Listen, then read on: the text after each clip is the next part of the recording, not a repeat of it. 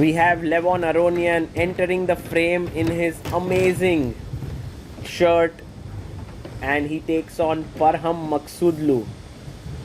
And Levon waited for Parham to arrive, which is really nice of him.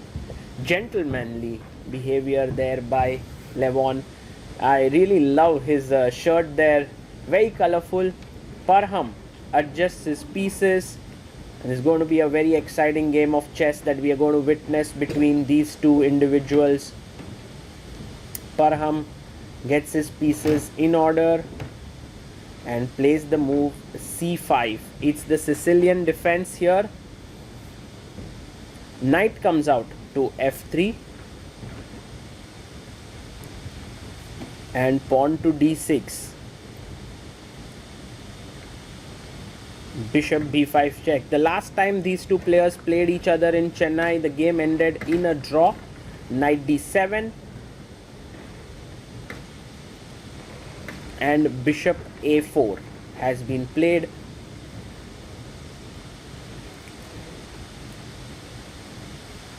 And Parham waits for a bit and then brings his knight out to f6. He's attacking the pawn on e4, and Levon simply castles it, because if you take here, I have rook e1, knight goes back, and then d4 with excellent compensation. So he goes e6, and now Levon pushes his pawn to d3. It's a little different because you might imagine him pushing d4 here as a normal way to play, but d3 makes a lot of sense because you already have the bishop outside the pawn chain. And now pawn to c4, just so that the knight can come to c3, controlling more of the center. Castles by black, and the knight comes out to c3. Parham now pushes his pawn to h6, and this move has some serious repercussions here, because later on in any position this could become a weakness if white is able to launch a kingside attack. a3, knight comes to e5. Now Parham would be very happy if Levon took here, because then d3 would be weak. So Levon avoids it and plays his pawn up to b4.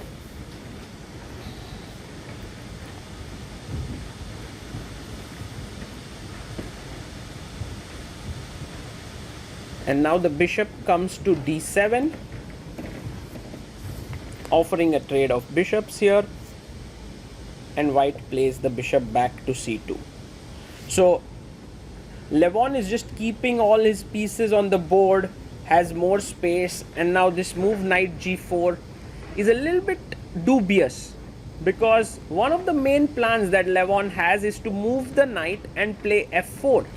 With knight coming to g4, it only creates more possibilities for him, and Parham has to come back, and this maneuver of knight g4 and back is actually leading to a position where Parham is going to be under a lot of pressure. Now the first threat has been created, which is to take the pawn on b7. So Parham pushes his pawn to b6, and now Levon pushes b5. So in a way he has an option to break on the queen side with a5.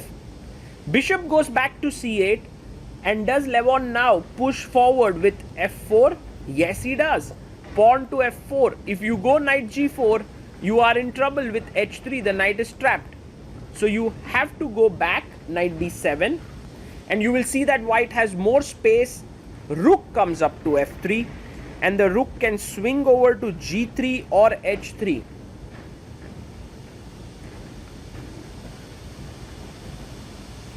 Parham plays his knight back to e8.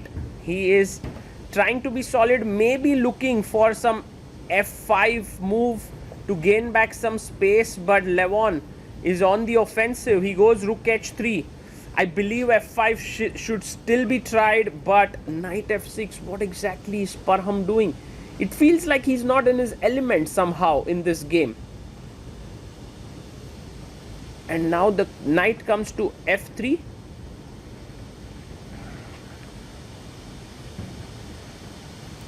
Bishop comes out to b7.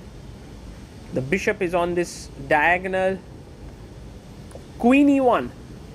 Well, the queen can pop out to g3. There's pressure here and here. He goes rook c8. So Parham making useful moves, hoping that when Levon goes all out against him, he will have his pieces on the right squares. Queen g3 played. Now a threat has been created. Rook takes h6 is a threat. So Parham moves his king away, king h8. And the question is, how do we build up the attack with white? Sometimes it's such positions which are not so easy, but Levon is a class act. He just plays bishop d2, getting ready for getting all the pieces into the game. He also has a 30-minute time advantage. Now the knight goes back to g8, bolstering this pawn on h6. Levon brings the rook in to e1. Maybe there could be e5, d4 ideas opening up this bishop. Knight f6. And now you go knight to d1. White brings the knight back. And now knight to h7. Now think about it. In this position, white's one of the ideas could be knight g5 sacking. But Levon is being very calm here. He's not hurrying. He's just bringing all his pieces together. Knight to g4. Just thinking, oh, can I sack here? Maybe, maybe not. And f5, I think, has to be played at some point. I mean, Parham needs this breathing space, but he's not going for it. He's trying to be as careful as possible. It's not Parham's style, actually. It is not his style. But Levon now, does he trade knights? No, he keeps them. It's move number 26 and none of the pieces have been traded. Isn't that something? Knight goes back to h7.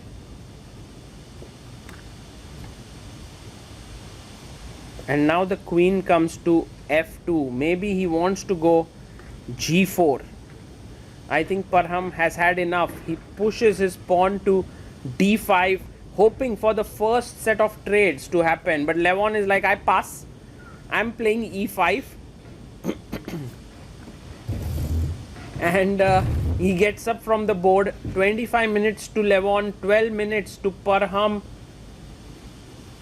And he plays d4. Now, one of the things that has happened here is that the bishop can no longer be activated.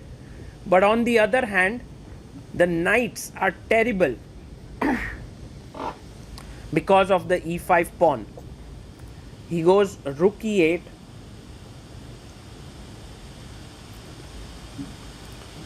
And now Levon brings his bishop into the game with bishop d1. Later, he can trade off these bishops. It might be in his favor because the black bishop is pretty well positioned. a6 played here, trying to open up the a file. Pawn to a4 and ab. Well, the first trade has occurred on move number 31. So for 30 moves, we had no pieces that were traded in this game. Bishop goes back to a8. Parham is waiting. He's waiting for that big sword of Levon to strike. But Levon is building up in a way where it's not so easy for Parham to know how and where the strike is coming from. Rook h5 played. The rook comes to a7. He wants to get rook to a8, a2. Knight comes to g5. And now this is the first set of sacrifices. If you take here, then fg5, and then the queen is coming in, and it would be a huge attack. So that's the reason why he goes bishop f8. He's not trading just yet. The rook is defending the f7 pawn. Levon goes bishop f3.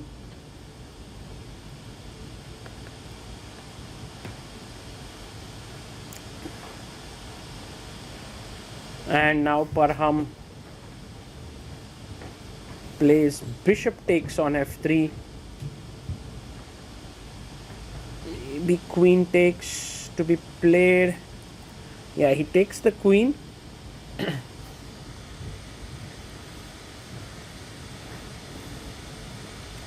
And g6 has been played.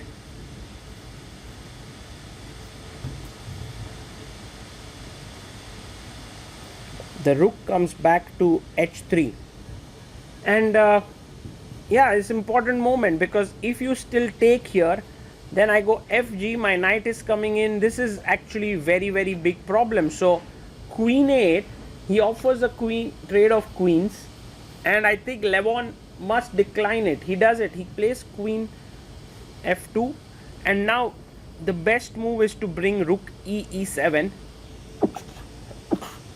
so that later on the queen can join into the defense. But he goes h5, and this is a critical error that has been made here, and Levon, I think, knows it. He understands it, that this is a mistake. The refutation of it is not so easy, but it starts with taking the knight. And the reason you take the knight is that after hg, just rook h4 is winning. So he cannot take there. He takes on h7, and now king takes h7, taken. And now the idea is f5. Yes, pawn pushes forward to f5,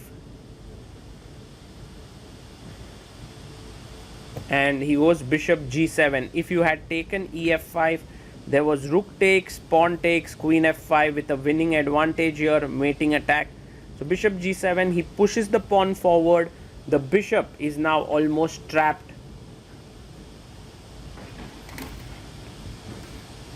And now bishop f8, he sacks the rook, takes, and this is good enough for Levon. He knows that the king is kind of cut off because of these two pawns from the rest of the army. It's a checkmate coming in here. So rook comes to a1, offering a trade.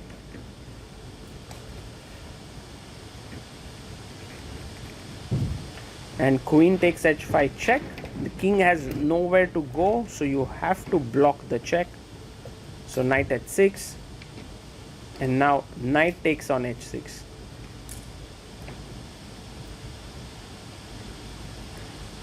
Has to be played.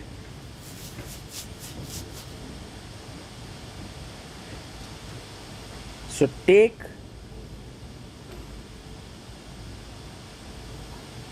and he first takes on e1, but that does very little to stop anything, because yes, it's one move. In fact, you can even go king f2 here and you're winning, but he takes. And this is the beauty of the position, that even though you are a rook down, after bishop takes h6, there is bishop d2, and you can give a check, but after king f2, there is nothing. And so Maghsoodloo resigns here. Levon Aronian scores a very nice win. I would personally say that it felt like Maghsoodloo was not in his element there. Levon also kept building up the pressure on the board and on the clock, and then towards the end he just crashed through with this beautiful rook sacrifice, f5, f6. It was very nicely done by Levon, and I think he scores his first win on Indian soil in classical chess in this Chennai Grand Masters. I feel he started off with 7 draws in the first edition, then 2 draws here in the second one. So in the 10th game that he played in Chennai, he scored a win, and this is something that all his opponents have to be now aware of. Levon is back and he looks in good form.